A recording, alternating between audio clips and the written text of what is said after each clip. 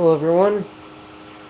I am still, in the library again, and in this video I'm going to talk about dance. And I've been planning on making this video for a while, but because it's the way that I ended up in this, and having to walk with these, I thought now would be an appropriate time to make it. So, I mean, for many people, dance is kind of a spiritual and a religious activity. For me, it's not, but more on that later. I mean, it is a big part of my life. And I mean, every part of my life is, in some ways, I consider a spiritual part of my life. Basically, I try to be loving and compassionate everywhere I go. But anyway, for a lot of people of all sorts of different religions, dancing is a major part. And I know that a lot of the pagan subscribers, a lot of pagan vloggers, talk about belly dancing and how that's a part of their spiritual practice. And I'll talk a little bit about how I know a lot of belly dancers here in town, in Minnesota, or I'm at least acquainted. But yeah, I mean, dancing is, in a lot of different countries outside of sort of Western civilization, dancing is very much a spiritual thing. There are a lot of singing and dancing for this and that, and I mean, a lot of my subscribers are pagan, as I've said. I mean, there are quite a few groups of pagans that dance in a circle. Yeah. So, what else? Yeah, I mean, Christians are stereotyped of being against dancing, and I'm obviously not. But part of it is there have been a lot of small towns where a Christian preacher had made dancing illegal. I know, it goes against separation of church and state, but yeah, I mean, the movie Footloose might have been fictional, but it was based on a lot of true stories. So, however, what's ironic is a lot of the Christians that I've seen that really include dancing as part of what they do, ironically, except for one group that I've seen or been with of Christians, it's been the conservative groups. I mean, they're the ones that have usually, what I've seen, usually used contemporary music in their worship and had like a guitar and drum kit and do that. Usually the liberal Christian groups that I've been with, I mean, there's been the Lutheran church I go to, and Episcopal churches, and maybe a Presbyterian church, but overall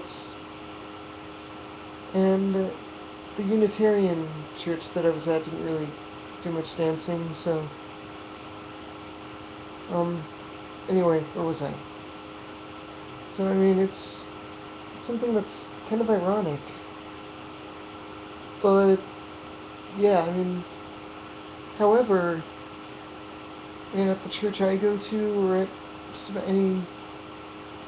any progressive church, I mean, we might not include dancing, but, none of them are opposed to dancing. I mentioned to the people in the congregation what happened. It's like I mentioned, well, it was, now I'll tell you the story. I mentioned that I was performing with one of the dance groups I'm with, and I happened to be on the wet spot of a floor, and I slipped and fractured my ankle.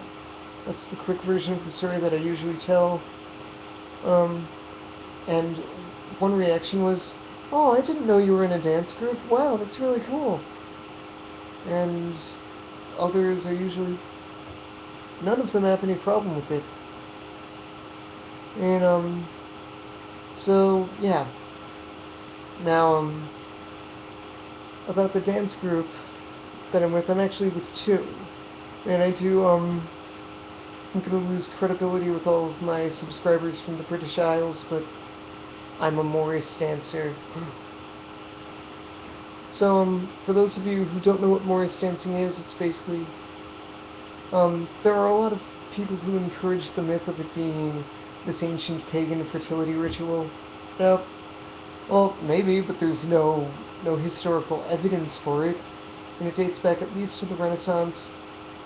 What we know about it is one of Shakespeare's actors, William Kemp, was a Morris dancer. He made a bet that he could Morris dance for 9 days straight from one village to another, and plus eating and sleeping and all that. And yeah. So another thing is that churches in Renaissance England would have fundraising events where they would sell the makings for ale, and Morris dancing would be a major part of these events. So, yeah, Wikipedia and YouTube have much more stuff about Morris dancing than I can give in this video. But I perform with a men's group, and I perform with a mixed group. And it was with the men's group that I fractured my ankle. And we also perform a lot at the Minnesota Renaissance Festival. And now I'll talk about how I am acquainted with quite a few belly dancers. The Minnesota Renaissance Festival and the Morris dancers pervert the spirituality, the spiritual beauty of belly dancing with some of our kind of wacky interactions with them. Basically, we flirt with, we do kind of little flirtatious things.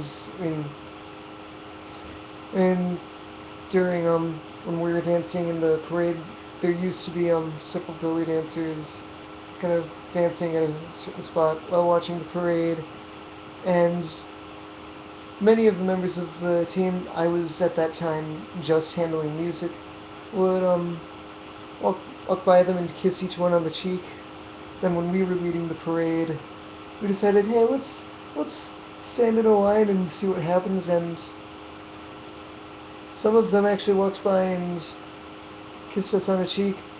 One of them just mimed it, at least to me. I mean, I wasn't surprised.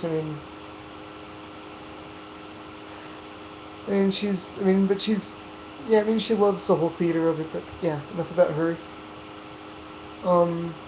Most of them, I think, held their cheeks out for us to kiss, so we still had to do the work. But, I mean, there are other bits that we do where, we do a dance where, half of us are Morris dancers and half of them are belly dancers. We do the Morris dance and they do it sort of as belly dancers, and it kind of gets... Usually we do this, usually we kind of make some certain risque jokes, and yeah, I'm losing credibility with all of my subscribers, I know. Darn it. I mean, most of them usually have fun.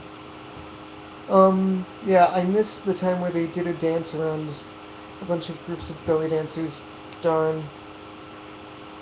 But, yeah, the group I dance with at the Minnesota Renaissance Festival does a lot of flirtatious stuff with women. And the belly dancers there understand that it's theater.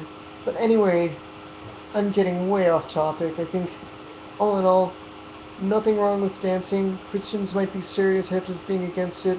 I'm not. Thank you for watching. Shalom.